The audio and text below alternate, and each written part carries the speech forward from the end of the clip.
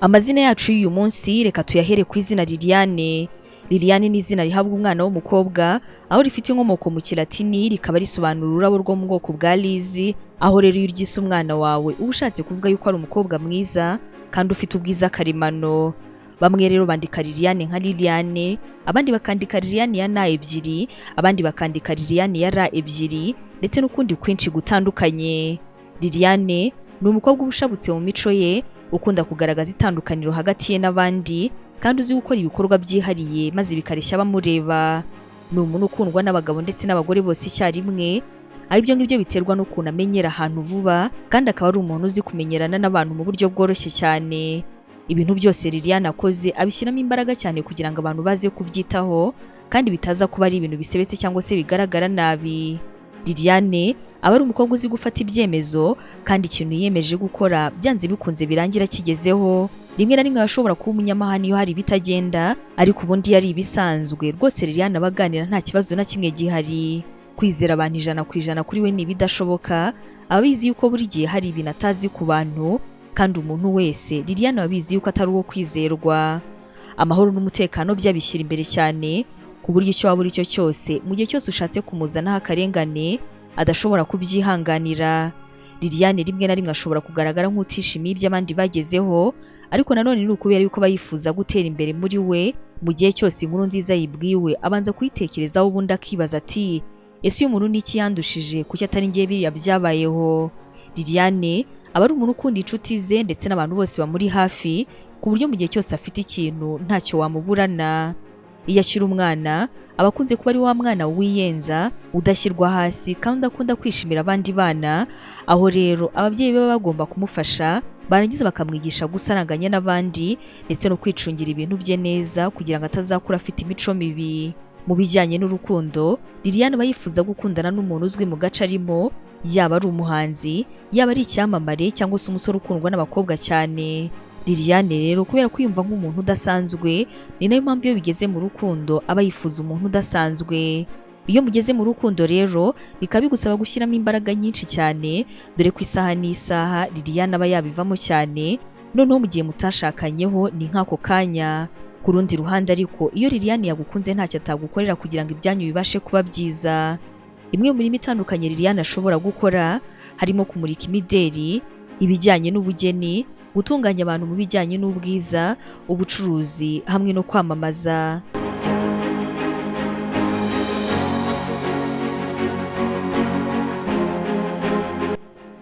Izina LOGAN cyangwa se nanone LOGAN, iri ni izina rihabwa abana b'abahungu, rikaba rikomoka muri Scotland aho risobanura uwakomotse ku ndwanyi, ariko kandi rikaba rinakoreshwa muri Irlande aho risobanura umwenge mutoya. LOGAN ni wa muntu uhisha amarangamutima ye cyane, ntabwo ushobora gupfa kumenya ikintu arimo gutekereza, ndetse nawe ku giti cye hari igihe afata umwanya wo kwitekerezaho, cyane cyane kugira ngo abashe kumva icyo umutima we urimo kumusaba. Aba afite ibibazo byinshi bitandukanye yibaza ku buzima muri rusange, akanibaza kandi impamvu ibintu bigenda mu buryo bumwe cyangwa ubundi, akaba rero ariyo mpamvu bamuzi neza, usanga bamuziho kwitegereza no kwibaza ku bintu, aho gutuza ngo narangiza abashe gushyira umutima hamwe.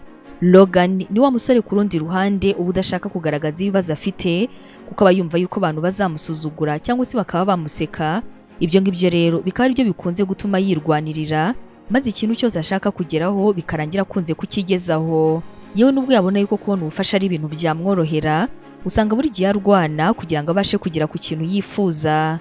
Akenshi akunze kugira ibitekerezo birenze imyaka ye, ibyo ngibyo rero bikaba bikunze gutuma abantu batamwumva, kuko atitwara nk'abo mu rungano rwe.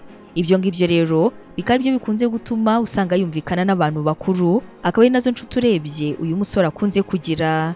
Ni umuhungu udacika intege, ku buryo icyo yemeje gukora n'ubwo uyu munsi cyakwanga, yewe kikaba cyanamugora kukigeraho, ariko adacika intege yongera akagerageza kugeza umunsi ashobora kuba yagera ku nzozi ze. Mu bijyanye n'urukundo, LOGAN ashobora kugukunda akabitekerezaho igihe kinini cyane, ariko kandi akagira ubwoba bw'uko uzamwanga, maze ibyo ngibyo rero bikaba byamutera kuba yabikubwira arimo arisetsa mu buryo busa no kwiganirira. Ibyo ngibyo rero abagira ngo abanza kumve, ku buryo adashobora gukora ikintu kikaba cyamusebye cyangwa se kikamubabaza, kuko yiha agaciro cyane mu buzima bwe. Iyo ndetse abonye yuko ibintu bitazakunda, ntabwo ahatiriza, ahubwo yubaha umwanzuro wawe, ubundi akakwihorera ugakomeza ubuzima bwawe. Logan yanga umuntu bakundana akamugora, aba yifuza umukobwa utega amatwi kandi w'umuhanga cyane, ntabwo akunda umuntu abona nk'umuswa, nta n'ubwo ngo bashobora gukundana.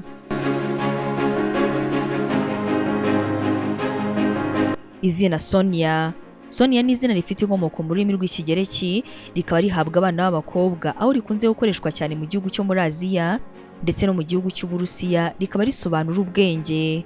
Sonia nta muntu n'umwe ajya yishingikirizaho, ibintu byose abikora ku giti cye kandi nibwo yumva atekanye. Uyu mukobwa ibyo ngibyo bikaba bikunze gutuma akunda kwigenga ndetse no kwigirira icyizere, ndetse iyo ikintu runaka kigezeho wenyine nibwo abasha kubona umutuzo n'ibyishimo byuzuye.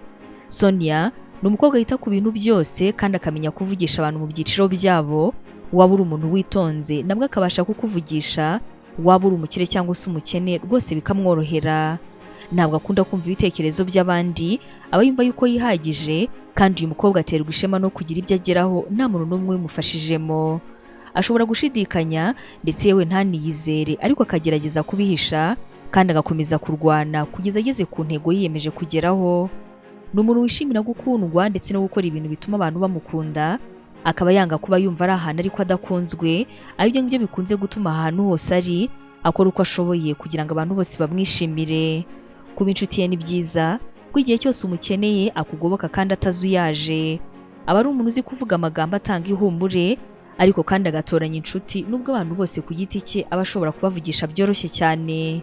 Sonia aba ari umukobwa ukunda akazi kose akora, gusa ariko nanone akazi ke kagenda neza ari uko afite umubano mwiza n'abantu akorana nabo, yaba ari abo mu muryango we ndetse by'umwihariko n'umukunzi we.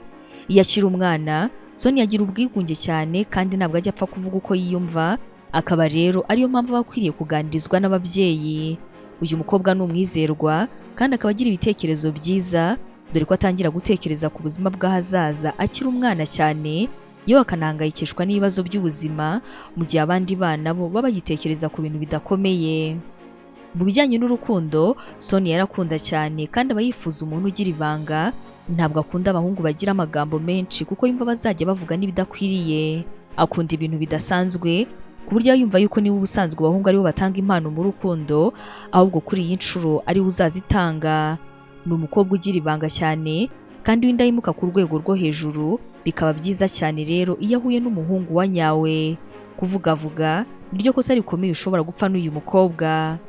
Akazi gatandukanye Sonia ashobora kuba yakora harimo akajyanye n'ikoranabuhanga, akajyanye n'ubuganga, ubumenyi bw'imitako, kuba umujyanama w'abantu bamwe na bamwe, hamwe n'umunyamabanga n'ibindi byose bifite aho bihuriye no gutuza.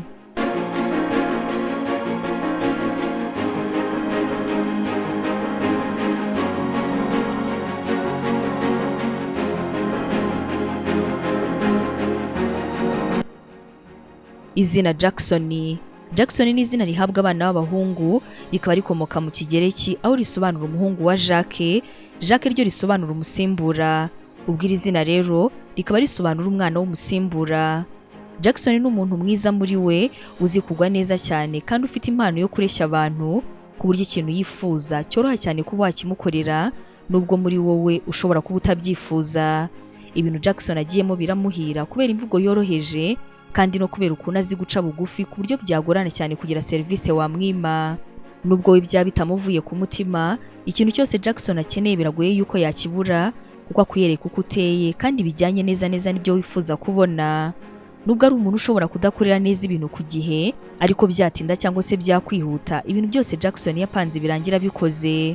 Ni wa muntu uha buri kintu cyose umwanya wacyo, ku buryo kumuvangira ibyo atapanze gukora mushobora kuba mwabipfa, kuko aba yifuza yuko ikintu cyakorwa mu gihe cyacyo, ntabwo yifuza ibintu bivangavanze. Ni umusore udahuzagurika, aho buri gihe aba azi ikintu yifuza ndetse n'aho agomba kugishakira atazuyaje. Ni umuntu ukunda ibintu bikozwe mu buryo bwiza, akaba ari umuntu ukunda kwambara neza kandi akabiha agaciro cyane, ndetse akaba ariyo mpamvu yanga abantu bagira umwanda, ahubwo agakururwa n'abantu bagira isuku kandi bahumura. Jackson agira impano yo kumenyana n'abantu benshi kandi aba azi kuganira no guciririkanya amakuru, ku buryo nta muntu n'umwe badashobora guhuza.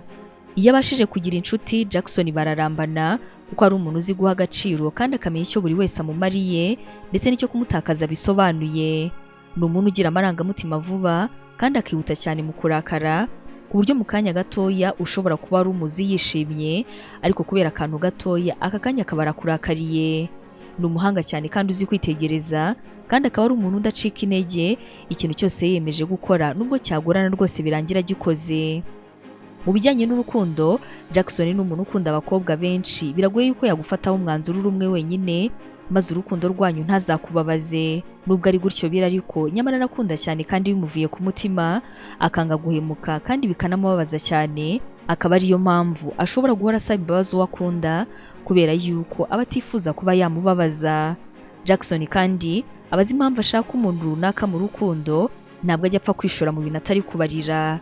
Ikintu cyose agiye gukora aba afite impamvu agiye kugikora, aho rero kuri we gutereta umukobwa bishobora kuba biri kure cyane y'urukundo, kubera yuko gusa hari ikintu runaka mushakaho.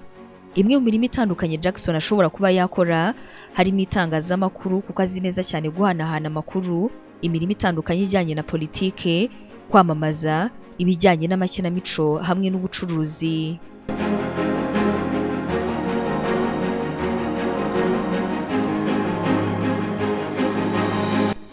Izina Fiona. Fiona ni izina rihabwa umwana w'umukobwa, aho iri zina rifite inkomoko mu rurimi rw'Igiserte ku izina Fioni, rikaba risobanura umuntu usobanutse kandi mwiza cyane.